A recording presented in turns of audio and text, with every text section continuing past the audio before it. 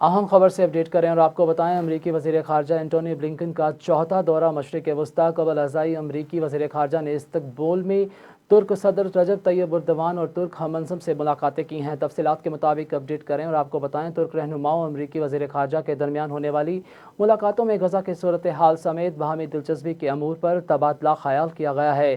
امریکی وزیر خارجہ کا کہنا تھا کہ ہماری توجہ غزہ تنازع پھیلنے سے روکنے پر ہے۔